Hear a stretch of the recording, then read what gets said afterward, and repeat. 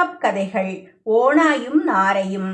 ஓர் ஓநாயின் தொண்டையில் ஒரு எலும்புத் துண்டு சிக்கிக் கொண்டு விட்டது. அதை வெளியே எடுத்துவிட்டால் நிறைய பணம் பரிசு தருவதாக சொல்லி ஒரு நாரையை அது கூலிக்கு அமர்த்தி கொண்டது. அதன்படியே நாரையும் தன்னுடைய நீளமான அலகை ஓநாயின் தொண்டை குருத்துக்குள் விட்டு அங்கே சிக்கிக் கொண்டிருந்த எலும்பை வெளியே எடுத்துவிட்டது.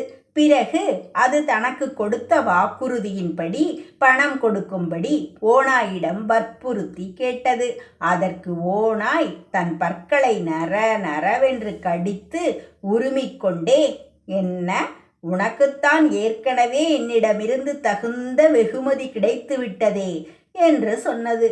என்னை போன்ற ஒரு ஓநாயின் வாயில் உன் தலையை விட்டுவிட்டு அதை பத்திரமாக வெளியே எடுக்க அனுமதித்ததே உனக்கு ஒரு சிறந்த பரிசு கிடைத்தது போலத்தான் என்று நிர்தாட்சண்யமாக கூறிவிட்டது. கொடியவர்களுக்கு உதவி செய்தால் அவர்களிடம் இருந்து வெகுமதி எதையும் எதிர்பார்க்கக்கூடாது. உதவி செய்த பிறகு அவர்களிடமிருந்து பத்திரமாக உயிர் தப்புவதே பெரிய காரியமாகிவிடும்.